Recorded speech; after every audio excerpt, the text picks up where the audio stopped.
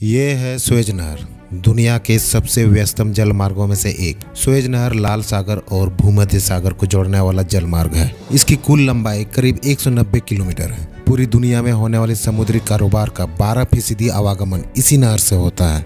जब सुएज नहर अस्तित्व में नहीं था तब जहाजों को अफ्रीका के दक्षिण किनारों से होकर गुजरना पड़ता था, जिसमें ट्रांसपोर्ट का खर्च बहुत ज्यादा होता था और समय भी काफी ज्यादा लगती थी। और तो और समुद्री लुटेरों का भी खतरा ज्यादा बना रहता था। नहर बनने के बाद एशिया और यूरोप के बीच की दूरी करीब 6000 किलोमीटर कम हो गई। सफर में भी 7 दिनों की कमी आ गई। आधिकारिक आंकड़ों के मुताबिक पिछले साल करीब 18,800 जहाज इस नहर से होकर गुजरे थे। रोजाना यहाँ से करीब 50 से 60 जहाज गुजरते हैं, जिन पर करीब $10 बिलियन यानी करीब 75,000 करोड़ रुपए का सामान लदा होता है।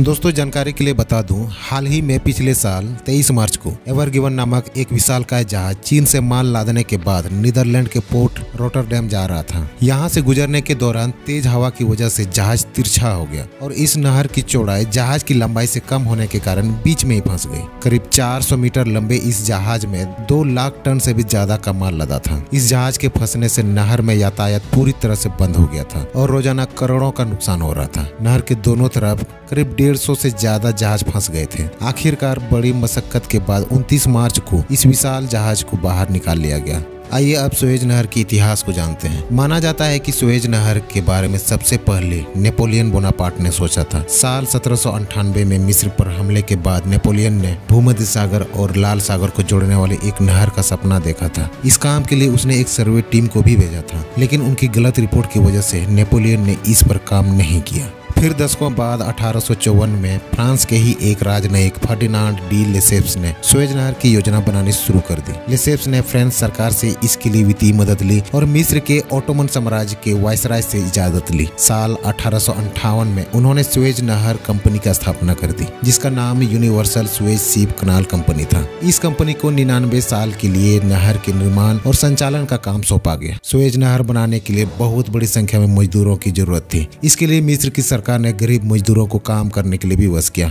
लाखों की संख्या में मजदूरों को इस प्रोजेक्ट में लगाया गया था। पत्रिका ब्लूमबर्ग की रिपोर्ट कहती है कि इस नहर को बनाने में करीब $100 मिलियन का खर्च आया था। आज की कीमत के हिसाब से देखा जाए तो ये लागत लगभग $2 बिलियन बैठेगी। 10 साल के बाद आखिरकार साल 1869 में सुएज नहर बनकर तैयार हो गई और इसके उद्घाटन समारोह में मिस्र के शासक इस्माइल पाशा भी मौजूद रहे थे। इसे अंतर्राष्ट्रीय यातायात के लिए आधिकारिक रूप से 17 नवंबर 1869 को खोल दिया गया। दोस्तों, आपको बता दो, पहले इस नहर का मैनेजमेंट का कार्य यूनिवर्सल सुएज शिप कनाल कंपनी करती थी। इसके 50% शेयर फ्रांस के थे और 50% शेयर तुर्की, मिस्र और दूसरे अरब देशों के थे। बाद में मिस्र और तुर्की के शेयरों को ब्रिटिश सरकार ने खरीद लिया और देखते ही देखते साल 1875 तक में ब्रिटेन सुएज कनाल कंपनी का सबसे बड़ा शेयर धारक बन गया। फिर देखते ही देखते 1882 में ब्रिटेन ने मिस्र पर अपना अधिकार कर लिया। साल 1888 में अंतर्राष्ट्रीय संधि के अनुसार सुएज नहर को युद्ध हो या शांति, दोनों समय में भी सभी देशों के जहाजों के लिए बिना किसी रोक टोक के आने जाने के लिए खोल दी गई। इस संधि में एक और बात की सहमति बनी थी कि इस नहर पर किसी एक देश की सेना तैनात नहीं रहेगी, लेकिन अंग्रेजों ने साल 1904 में इस समझौते को तोड़ दिया और इस नहर पर अपनी सेनाएं तैनात कर दी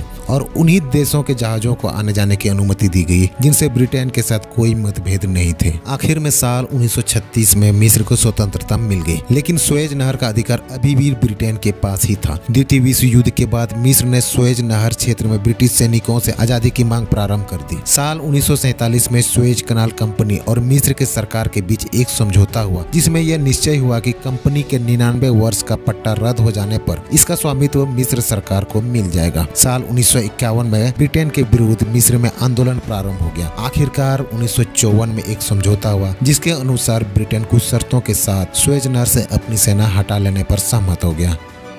अब समय आता है 26 जुलाई 1956 में। मिस्र के राष्ट्रपति जमाल अब्देल नसर ने सुएज नहर का राष्ट्रीयकरण कर दिया। फिर ब्रिटेन और फ्रांस की सेनाओं को पूरे मिस्र खाली करने का आदेश दे दिया। इस फैसले से ब्रिटेन, फ्रांस और इजराइल इतना आहत हुआ कि अपने व्यापारिक हितों की रक्षा के लिए 1956 में मिस्र पर आक्रमण कर दिया। इसी युद्ध को सुएज संकट यानी सुएज क्राइसिस के नाम से जाना जाता है। इस आक्रमण का मुख्य उद्देश्य पश्चिमी देशों का नियंत्रण सुएज नहर पर पुनः स्थापित करना था और मिस्र के राष्ट्रपति राष्ट्रपति नासिर को सत्ता से हटाना था। युद्ध प्रारंभ होने के बाद संयुक्त राज्य अमेरिका, सोवियत संघ और राष्ट्र संघ यानी कि यूएन ने राजनीतिक हस्तक्षेप किया और आक्रमणकारी देश इजराइल, ब्रिटेन और फ्रांस को पीछे हटने पर मजबूर कर दिया। यूएन ने मिस्र में एक शांति सेना भेजकर वहां शांति स्थापित करवाई। पहली बार यूएन ने किसी देश में पीस कीपिंग सेना भेजी थी और सुएज नहर को सभी देशों के जहाजों के आवागमन के लिए 1957 में खोल दिया गया। दोस्तों, अगले 10 सालों तक तो बिना किसी दिक्कत के सभी देशों के जहाजों का आवागमन सुएज नहर से होती रही। फिर संकट का समय आता है साल 1967 में, जब अरब देशों का इजराइल के साथ मतभेद होना शुरू होता है। तत्कालीन मिस्र राष्ट्रपति गमाल अब्देल नासिर के नेतृत्व में मिस्र ने मई 1967 से इजराइल की सीमा पर सैनिकों की तैनाती बढ़ाने की प्रक्रिया शुरुआत कर दी थी। उनका कहना था कि भविष्य में अगर इजराइल के साथ किसी प्रकार की जंग होती है तो उनका मकसद उसे पस्त करने का था। सीरिया और जॉर्डन ने भी इजराइल को तबाह करने की धमकियां देनी शुरू कर दी थी। हफ्तों तक तनाव बने रहने के बाद आखिरकार 5 जून 1967 को लड़ाई शुरू हो ही गई। उसी दिन इजराइल ने अचानक से मिस्र पर बमबारी शुरू कर दी। मिस्र जब तक ये समझ पाता कि कहां से क्या हुआ है, इजराइल ने तब तक मिस्र की वायुसेना की क्षमता 90% बर्बाद कर दी। सीरिया के एयरफोर्स का भी इजराइल ने यही हस्र कर दिया। युद्ध के दूसरे दिन ही मिस्र ने सुएज नहर के आखिरी सिरे पर जहाज डुबो दिए और वहां विस्फोटक लगाए ताकि रास्ता ब्लॉक हो जाए और इजराइल आने जाने के लिए सुएज नहर का उपयोग नहीं कर सके। यह युद्ध 6 दिनों तक चला, इसलिए इसे इतिहास में 6 डे वार के नाम से भी जाना जाता है। जब यहाँ बमबारी हो रही थी तो उसी वक्त सुएज नहर से Bulgaria, Czechoslovakia, France, Poland, Sweden, West Germany, Britain और अमेरिका के 15 व्यापारिक जहाज गुजर रहे थे। इजराइल की बमबारी में एक जहाज डूब गया,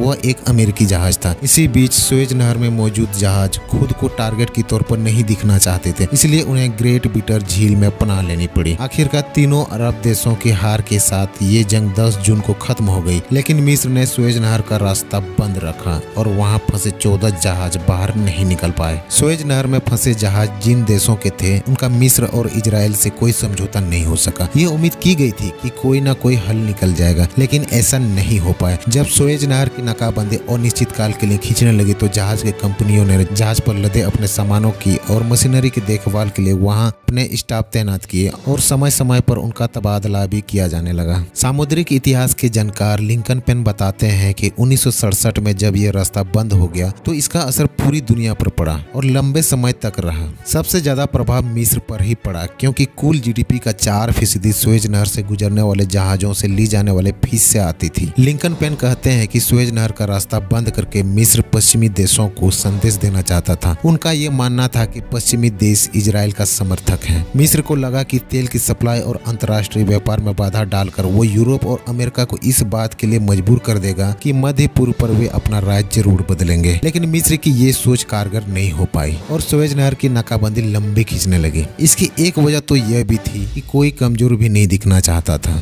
हालांकि सुएज नहर की नाकाबंदी खत्म होने का रास्ता साल 1973 में योम किपुर की लड़ाई से खुला। इसमें मिस्र और सीरिया ने इजराइल पर हमला कर दिया था। योम किपुर की लड़ाई ने सभी पक्षों को बातचीत के टेबल पर लाकर बिठा दिया और आखिरकार लड़ाई का समझौता ये हुआ कि सुएज नहर का रास्ता खोल दिया जाए। और सबको ये बात समझ में आ भी गई थी कि सुएज नहर को बंद कर देने से किसी को कुछ हासिल नहीं हुआ है। इसलिए नासिर के उत्तराधिकारी अनवर अल सद्दाद के नेतृत्व में आखिरकार 5 जून 1975 को सुएज नहर को यातायात के लिए एक बार फिर से खोल दिया गया। यह वही दिन था जिस दिन अरब इजराइल युद्ध शुरू हुआ था। वहां फंसे 14 जहाजों में से केवल 2 ही ऐसे थे जो दोबारा समंदर में तैर सकने के काबिल थे। ये दोनों जहाज जर्मनी के थे। बाकी जहाजों को वहां से खींचकर बाहर निकाला गया या फिर वहीं पर उन्हें नष्ट कर दिया गया। तो दोस्तों, उम्मीद करते हैं ये जानकारी आपको अच्छी लगी हो। अच्छी लगी तो वीडियो को लाइक और चैनल को सब्सक्राइब जरूर कर दें, क्योंकि इस चैनल में इस प्रकार की जानकारी का वीडियो मैं लाता रहता हूँ। तो फिर मिलते हैं अगले वीडियो में,